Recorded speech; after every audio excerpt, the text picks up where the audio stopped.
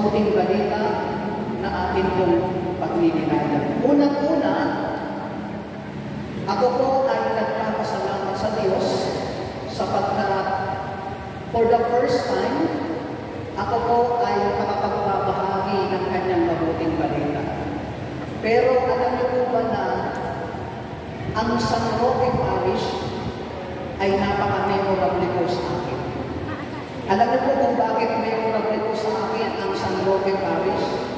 Sapagkat ito yung unang pagkakataon na ako'y nakapagtotoo, pero pangalawang beses po na ako'y nakarating na sa lugar na ito. Kasi po, kung natatandaan po ninyo, dati po ang Faith Mountain ay araw po ng Biyernes. At dahil araw po ng Biyernes, umaakyat kami. Nung tinanggap ko po yung mission order ng Monday, ang nakita ko po doon sa araw po ng Friday ay Cavite. Kaya po paggawa namin po sa Faith Mountain ay napakaaga po ng mga 11:30.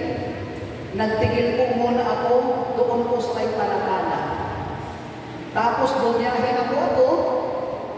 Pagdating ko po dyan sa may Rosario, dyan sa mall po ng Rosario, nakita ko maaga pa din. Nag-ikot-ikot muna ako doon. Nakakita po ako ng sale na long sleeve. At sabi ko, bibilhin ko ito, tama-tama. Susuotin ko pagtotoo ko sa San Roque. Nakarating po ako dito alas 5 ng hapon. Kaya pagdating ko po sa pinto, parang kinabahan ako. Nung kinabahan ako, tinignan ko yung mission order ko. GMA Cavite pala ang hayop ko.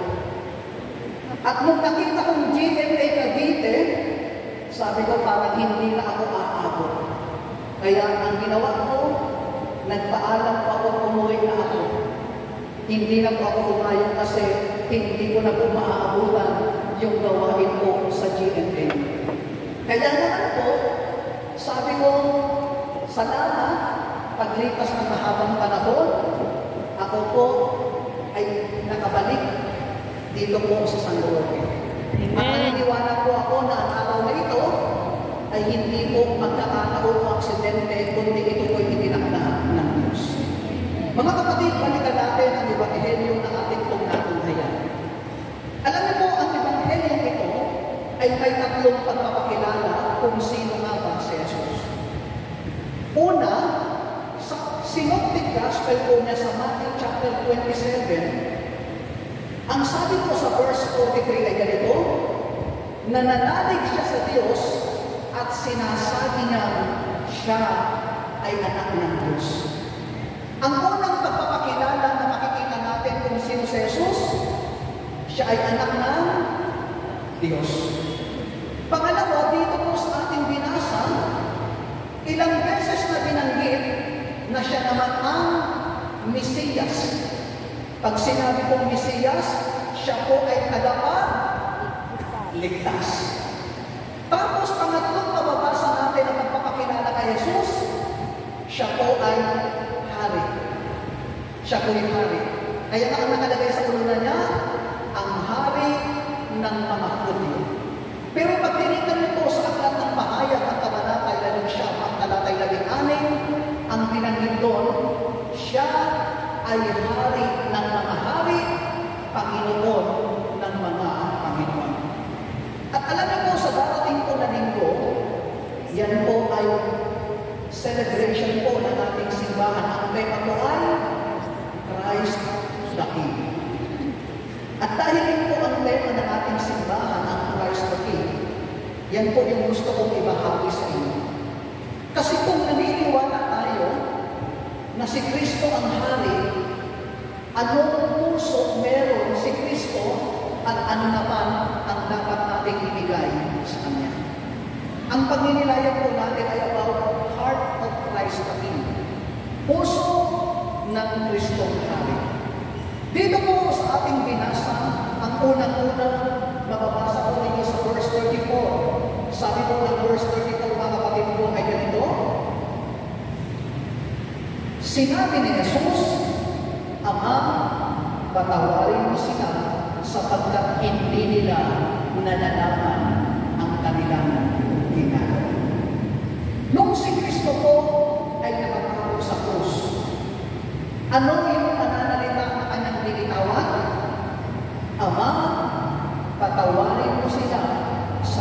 hindi nila nalalaman ang kanilang ginagawa. Anong puso meron si Kristo na ating hari? Unang, a heart that is willing to forgive. Meron po siyang puso na laging handa na magpatawad. At sa totoo lang po mga kapatid, lahat tayo ay nagkakamali. Lahat tayo ay nagkakasala. Kahit na ngayon na tayo ay naglilingkod na sa Diyos, nakagagawa pa rin tayo ng mga pagkukulang at pagkakasala sa Kanya. Pero ang maganda, kapag tayo ay nagpapakakumbaba, inaamin ang ating mga pagkukulang at pagkakasala, agad nang ibinibigay ang biyaya at pagpapatawad sa bawat isa po sa atin. Ang tanong, kung si Kristo ay may puso na laging handang magpatawad, kamusta naman ikaw? Ikaw na nagsasabing tagasunod ni Kristo, ikaw na nagsasabing lingkod ni Kristo, ang tanong, marunong ka din ba at madali ba para sa iyo ang magpatawad? Taas ang kamay ng nagsasabing madali ang magpatawad, taas ang kamay. Okay, baba na po. Taas ang kamay ng nagsasabing medyo mahirap. Taas ang kamay ng hindi masisigurado. Alam niyo po mga kapatid, pagdating po sa salitang pagpapatawad, madaling sabihin, pero mahirap kapag gagawin mo. Di ba kapag may kakilala ka na may tao na nagawa ng hindi maganda sa kanya, ang dali mong sabihin sa kanya, sister, patawarin mo na yung nagkamali sa'yo. Sister, patawarin mo na yung nagkasala sa'yo. Madali mong sabihin yan at i-encourage yung taong yun para magpatawad. Pero ito yung minsan ay malungkot. Pag ikaw na po yung may nagkamali sa'yo, hindi mo na masabi sarili ko, patawarin mo na yung nagkasala sa'yo kasi hindi yan makabubuli para sa'yo. Kasi ang realidad, madaling sabihin ang pagpapatawad, pero pag tayo na ang nasa ganong kalagayan, minsan ay nahihirapan tayong gawin. Ano ang sabi ni Alexander po? To err is human, to forgive is divine. Yung magkamali, magkasala, bilang tao. Pero ang magpatawad ay mula sa Diyos. Kaya na kapag tayo po pala ay nasa loob ng paghahari ni Kristo, dapat ay marunong din tayong magpatawad. At kung sa sarili lang natin, nahihirapan tayong mabigat yun para sa atin, kapag si Kristo ang nangunguna sa atin, binibigyan tayo ng lakas at kakayahan para patawarin kahit ang mga taong nagkakasala sa atin. At alam niyo po may sinabi po ang isang kilalang tao, sabi niya, to forgive is to set a prisoner and discover that the prisoner is you. Ang magpatawad ay pagpapalaya sa isang binanggo at matutuklasan mo na na ang binanggong yun ay ikaw mismo. Pag kayo ba ay nagpatawad, sino ba yung unang-unang nag-bless? Sino ba yung unang pinagpapala? Yung pinatawad mo o yung sarili mo? Kapag nagpatawad ka, ang unang-unang mong binibless, yung sarili mo. Bakit? Pinalalaya mo ang sarili mo sa kabigatan. Pinalalaya mo ang sarili mo sa kalungkutan at galit na meron ka. Kaya nga pag nagpatawad ka, binibless mo yung sarili mo, pangalawa na lang yung mga taong nagkakamali at nagkakasala. Kaya nga dito sa ating binasa, ang unang klase ng puso na meron ang ating Kristong Hari, a heart that is willing to forgive. Ano naman po yung pangalawa? Sabi ko rito mga kapatid ko sa ating pong binasa, tunghayan po natin ang ating pong binasa, sabi dito sa verse 35, 36 at verse 39. Ano pong sabi dito sa 35? Ang mga tao ay nakatayo roon at nanonood. Nililibang naman siya ng mga pinuno ng bayan, Manila. Iniligtas niya ang iba, iligtas naman niya ngayon ang kanyang sarili kung siya ang Mesiyas ang hinirang ng Diyos. Nilibak din siya ng mga kawal, ninabitan at inalok ng mga sinaanak. Verse 39, tinuya siya ng isa sa mga salaring nakapili. Pag tinignan po ninyo yung tatlong talata, 35, 36, and 39, sabi po sa 35, nilibak siya ng mga pinulong ng bayan. Sa 36, nilibak siya ng mga kawal. Sa 39, tinuyak siya ng isa sa salaring kakabitin. Alam niyo po, habang si Jesus ay nakatayubay sa krus, ang naririnig mong pananalita ay salita ng panghahamak, panlalait o panlilibak. Pero alam niyo po ba na sa kabila na may mga naririnig siyang hindi magandang salita sa mga taong naroon, wala po kayong mababasa na si Jesus ay nagalit. Wala kayong mababasa na si Jesus ay nagpagtag. Bakit? Sapagkat ang puso niya ay punong-puno ng habag. Kaya nga ang pangalawa, a heart that is full of compassion. Ang puso na meron po si Kristo ay puso na punong-puno ng habag. Kaya kung kapag tayo pala mga kapatid ay nakakarinig ng mga hindi magandang salita mula sa mga taong nasa paligid natin, sa halip na magalit ka, habang ang dapat maramdaman mo sa kanya. Wala po kayong mababasa na sinabi ni Jesus sa mga tao, kumanda kayo. Kapag ako'y nakaakyat na sa langit, babalikan ko kayo. Wala kayong mababasa na habang si Jesus ay nakatayubay, sinabi niya mga walang utang na loob kayo. Nung ako ay nandiyan nangangaral, nung kayo ay sakit, pinagaling ko, nung kayo ay nangihina, pinalakas ko, wala tayong mababasa may sinabi si Jesus na gano'n. Sa halip, ang naramdaman ko niya ay habang sa kanyang puso. Bakit? Kasi nakikita niya na yun ay hindi magandang kalagayan ng mga tao na nanunood habang siya nakatayubay sa Diyos. Kaya nga sa ating pong paglilingkod, kapag may mga tao nagsasalita na hindi maganda sa iyo, may mga taong humahamak sa iyo, may mga taong pinipersecute ka, huwag kang magalit. Sa halip, mahabag ka sa kanila. Bakit? Kasi naniniwala tayo na kaya nila nasasabi yun dahil hindi nila nauunawaan ang iyong ginagawang paglilingkod sa Diyos. At sa halip na magalit at magsalita tayo na hindi maganda, ipag-pray natin na liwanagan ng Diyos ang kanilang puso't isipan upang makilala nila ang Diyos na ating pinaglilingkuran. Amen. Aaminin ko sa inyo, sa sobrang excitement na aking nararamdaman, alas 2:20, nandito na po ako. Kaya nga po, kabisado ko na ang napakasulong ng Diyos. Diyan po ako nagtakbay muna. At alam niyo po ba na masasabi kong blessing? Kasi habang ako'y nakaupo, nagpapalipas ng oras, may narinig akong dalawang kabataan na nagkwentuhan. Yung isa, naniniwalang may Diyos. Yung isa, hindi naniniwalang may Diyos. Alam niyo ba na nagulat ako kasi ang edad na niya ay 70, pero siya ay atheist. Hindi siya naniniwalang may Diyos.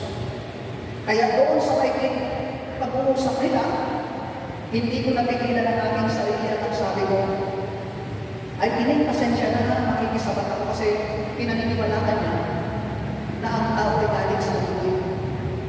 Ang sabi ko kasi galing sa mundo ng tao, so ibig sabihin, yung mga unggoy na yun ay posibilidad na naging tao.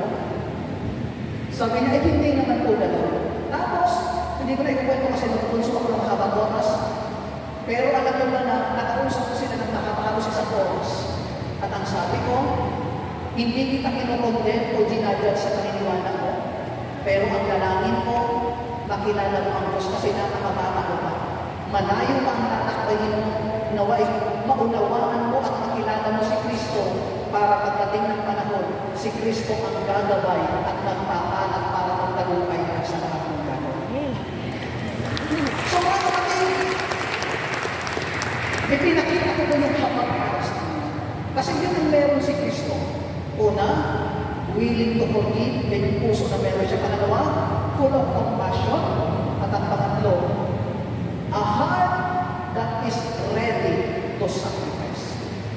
Alam niyo po, ang pangatlong klase ng puso na meron po si Kristo bilang hari ay puso na laging handang magsakripisyo. Pag tinignan po ninyo mga kapatid sa Isaiah Sa chapter 53, verse 3 to 4, mababasa po ninyo doon mga kapatid na ang dapat tumanggap ng parusa, ang dapat ipako sa krus, ay hindi si Jesus, kundi ang tao. Kasi ang tao ang nagkamali, ang tao ang nagkasala. Pero anong sabi doon? Ininig niya na yung parusa na para sa iyo ay siya ang umako. Yung sakit at bilang na dapat mong tanggapin ay tinanggap ni Jesus, kaya na siya naipako sa krus. At sa pamamagitan ng kanyang pagpapakasakit at pagsasakripisyo, ikaw at ako ay tumanggap ng biyaya ng pagpapakawal mula sa krus. Kaya na kung nakikita ko natin, yan ang puso na meron si Kristo. Handa siyang magsakripisyo. Kaya na ibinigay niya ang kanyang buhay para sa atin at nawa tayo din naman na mga naglilingkod sa Kanya ay dapat handa rin magsakripisyo. At salamat po sa Diyos sapagkat dapat tayo po, yung iba sa inyo ay may kapagulan sa maghapong ginawa. At syempre pagpagod ka, ang unang-unang gusto ng katawan mo ay pahinga. Kaya kapag meron kong natutulog, huwag mong iisipin. Kasi baka napagod siya. Yung iba po sa inyo may pwedeng gawin. Pero bakit kahit pagod ka, kahit may gagawin ka, nandito ka? Kasi gusto mong ipakita na kung si Kristo ka ay handang magsakripisyo, ikaw din ay handang magsakripisyo sapagkat naniniwala ka, bawat sakripisyo na ginagawa mo para sa Diyos ay hindi nasasayang, hindi nababaliwala si puso ko ng kanyang ginagawa sa ating Panginoon. Yun po yung tatlong klase ng puso na nakita. Sabi doon ay handang magpatawad, pangalawa puno-puno ng habag, at ang pangatlo ay handang magsakripisyo. Ang tanong, sige tanongin mo yung katabi mo, sabihin mo sa kanya, kabilang ka ba sa pinaghaharian ni Kristo? Anong sabi niya? Amen. Amen. Kung kabilang ka sa pinaghaharian ni Kristo, ano yung pwede natin ibigay sa kanya? Okay, magdadala tatlo lang ito. Una, sa Sunday po ay ano? Christ the King. Nakikita niyo po ba yung imahe ng Christ the King? Alam niyo po ang imahe ng Christ the King ay dalawa. Dalawa pong imahe meron ng Christ the King. Una, tingnan niyo po, may corona ba siya? Tapos meron ano? Sentro. Yan ang unang imahe ng Christ the King. May corona at may hawak na sentro. Ang pangalawang imahe po ng Christ the King, yung nakaupo siya, wala siyang corona, kundi nandito po sa may baba yung kanyang corona. Siguro magtatanong kayo, bakit yung isa'y nakasuot, yung isa'y nasa baba? Ang tanong, yung corona nasa may paanan niya, siya ba ang kukuha para ilagay ka sa ulo? Hindi. Kasi ikaw at ako na naglilingkod sa kanya ang kukuha ng corona yun para ilagay sa kanyang ulo. Ang tanong, kapag dinampot mo yung corona na yun upang ilagay sa ulo ni Jesus, yuyuko ka ba o hindi? Ang hirap kasi dinampot ng corona na gano'n. Pag dadamputin mo yun, yuyuko ka ba? Tapos ipapatong mo sa kanyang ulo. Ano ang gusto mong ipakita? Kapag ikaw po ay lalapit kay Kristo at tatanggapin mo siya bilang hari ng buhay mo, ang una mong dapat gawin ay ibaba ang sarili. Ang magpakumbaba sa Kanya at kalakip ng pagpapakumbaba, pag pinutungan mo siya ng corona, ibinibigay mo sa Kanya. Ang una, our utmost respect. Pag sinabing utmost respect, pinakamataas na pagrespeto at paggalang sa Kanya. Taas po ang kamay ng mga magulang. Okay ba niyo po? Taas ang kamay ng gusto rin ba ng araw ay maging magulang? Sige. Alam niyo po, di ba pag may anak kayo, kapag siya ay may paggalang o pagrespeto, anong ginagawa niya? Nag-bless. Ano yung pangalawa? Hindi lang nag-bless pag siya'y nagsalita merong o at o. Di ba nagpapakita yung respeto? Tanungin ko kayo, lagi siyang nag-bless, lagi siyang gumagamit ng po at opo, pero yung gusto mo ay hindi niya sinusunod. Sa iyong palagay, maniniwala kang may respeto siya? Nga po. Yun yung tanong ko. Kasi madali ang mag-bless. Madali ang gumamit ng po at opo, pero di ba parang ang hirap paniwalaan na ginagalang ka niya nire-respeto kung yung gusto mo ipinagagawa mo na alam mong makabubuti sa kanya ay hindi naman niya sinusunod ang ginagawa. Ano yung gusto kong ibigay na application? Simple lang. Yung mga taong nagsasabing ginagalang mo si Kristo bilang hari, pero hindi mo naman sinusunod ang kanyang kalooban, malaking question na. Kasi ang tunay na nagbibigay ng paggalang at pagrespeto kay Kristo, kung ano yung gusto niya, yun ang sinusunod mo. Kung ano yung ipinagagawa niya, yun ang ginagawa mo. Alam niyo ba sa panahon ngayon, wala nang hari, pero maraming naghahari-harian. Diba? Pero kapag tinanggap mo si Jesus na hari, hindi na yung gusto mo ang dapat masunod, kundi ang gusto na ng Diyos. At hindi na yung kalooban mo, kundi yung kalooban na ng Diyos ang dapat masunod. Alam niyo, gusto ko lang i-share yung akin kong karanasan. Actually, yun po ay year 2024. Aaminin ko po sa inyo, nakakwentuhan na po kami nila, 2013 po ay nasa probinsya na ako. At ang unang probinsya ko po ay Samar. Kaya nga kay sister, na siya pala ay taga-Samar, during Yolanda times. Simula 2013 hanggang 2024, nasa probinsya ako. At alam niyo po ba na ang prayer ko, nawa isang araw ay dalhin naman ako sa lugar kung saan nakakasama ko ang aking pamilya. Pagdating ng January 2024, actually to be exact, January 3, ang prayer namin at ang hangarin namin ay nasa inyo na malapit. Nung nakita ko yung mission order ko, doon po sa messaging nakalagay ganito, Brother Rochi Saludo, you are hereby sent on mission, PFCC 4, Cagayan, Kalinga, Apayao. Alam niyo po, nung narinig ko yun at nabasa ko yun, natigilan ako. Kasi sabi ko, ang layo, kabilang dulo ng Pilipinas. Pero kahit malayo, at sa sarili ko lang ang gusto ko'y malapit, sumunod ako. Bakit sumunod ako? Kasi nung nagsimula akong maglingkod, ang sabi ko, Panginoon, huwag yung gusto mo, kundi yung gusto mo lagi ang masunod. Tapos no, kung padadala doon, tatanggi ako, di parang walang kwenta yung sinabi ko. Ganon din po sa atin na mga nasa loob ng paghahari ni Kristo. Kung ano yung gusto niya, yun dapat nakasunod. Bakit? Kasi alam natin, kapag sinunod natin ang kanyang kagustuhan, yan ay makabubuti at magiging biyaya ko para sa Amen? Ang pangalawa na maibibigay natin sa kanya ay great service. Our great service. Tingnan po ninyo yung binasa nating Ebanghelyo. Okay pa po ba kayo yan? Okay pa po kayo? Kung kayo magdalala, malapit na pong matapos. Di ba ipinako si Jesus sa krus?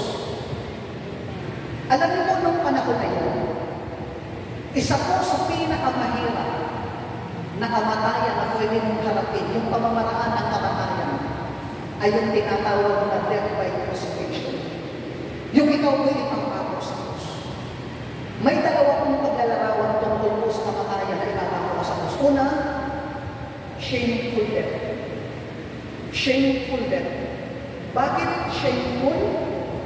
Kapag ikaw po ay ipangako, kung ikaw po ay malaya, yun pong kaparusahan na ipangako sa krus, yan po'y ibinibigay mo, ipinapakaw lang sa pinakamasamang kriminal. So tingnan niyo po si Kristo, hindi nagkamali, hindi nagkasala, pero hinatunang ipangako sa krus. At ang sabi ko dun sa nabasa ko, madalas po, ang ipinabago sa krus ay walang kasuotan. Walang kasuotan, kaya ang tawag ng iba dyan ay publicity of shame. Ibig sabihin, pag ipinabago ka sa krus, yan ay nakakahiyang kamatayan. Pangalawa, painful death. Masakit na kamatayan. Okay lang sana kung babarilin sa Kristo eh. Di ba? Kasi pagbaril tapos agad. Okay lang sana kung sasaksakin ang bilis. Ay yung ipapano sa krus, ang hirap mo kasi may proseso pala yan. Na kapag ikaw ay ipapano sa krus, pagkabigkas ng hapon, ang umpisa niyan ay hahagupitin ka. Tapos pagkahagupit sa'yo, ibibigay yung krus na pagpapakuan sa'yo. And take note, hindi ka ipapako sa loob ng bayan. Ano ba ang katabing bayan ng Cavite City? Noveleta. Ha? Noveleta. Noveleta. Pag ipapako ka sa krus at dito ka magmumula sa Cavite City, yung boundary ng Cavite City at Noveleta, yun yung lugar na kung sa'yo pagpapakuan sa'yo, yung krus na pagpapakuan sa'yo, papasanin mo hanggang doon. Sipin mo nito, hinagupit ka na, magpapasamba ka. Pagdating doon, di ba, pinapainom ko ng ano? Ng maasim doon, sabi sa ating pinansan. Tapos, dapat 3 araw, pag ipinato ka, ikaw ay mamamatay. Pero pag ulay ka pa, babalikin ang iyong mga bintik para mapabilis ang iyong kamatayan. At pag namatay ka na sa krus, hindi tatanggalin ang bangkay mo. Mahayaan mula ng arawan ka at kukain ang mga ibon ang iyong laman hanggang sa matapos. Ganun po yung death by crucifixion. Ang hirap, ang sakit sa kalooban na ikaw ay haharap sa ganung kalagayan. Na pag tinignan mo ninyo, di ba, ang hirap nun. Pero bakit niya nagawa? Sapagkat yun ay para tayo ay maligtas at madaling makalapit sa Diyos. At kung yun ay hirap at sakripisyo na kanyang ginawa, ano ang dapat natin ibigay naman sa Diyos? Mainam na paglilingkod. Kaya nga sabihin mo sa iyong katabi, kamusta ang paglilingkod mo? Kamusta ang paglilingkod mo? Kamusta ba? Kapag kayo ba'y tumatalo, excited kayo? Tanungin mo siya, are you excited or exhausted? Excited. Excited ba o exhausted? Excited. Di ba dapat pag pupunta ka sa gawain, excited ka? Pag pupunta ka sa gawain ng Diyos, masaya ka at malakas ka kasi alam mo na ang pupuntahan mo ay ang Diyos, ang iyong hari, at sa pagpunta mo may inilaan na siya at may ibibigay sa iyo na mabuting bagay. Ang hirap ng pupunta ka pagod na pagod ka. Parang ayoko na. Dapat the best na paglilingkod ang ibinibigay natin sa Kanya. Bakit? Kasi the best din ang ibinibigay ng Diyos sa bawat isa sa atin. Amen. Yung po yung mga, una, our utmost respect. Ano yung pangalawa? Our great service. At ang pangatlo, our perfect trust. Ang ating ganang na pagtitiwala. Di ba nung ipinako si Kristo may kasabay siya? Ilan yung kasabay niya? Dalawa. Ang ginamit ng iba dyan ay salarin. Iba naman ay tulisan. May nagsasabi pang iba na magnanakaw.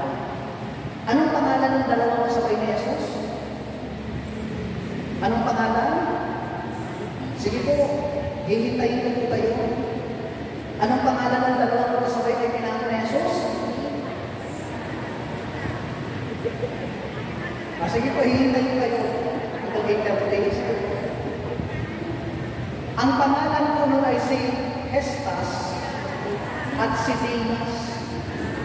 Kasi baka sabihin, si Barabas, hindi, yun yung binalaya.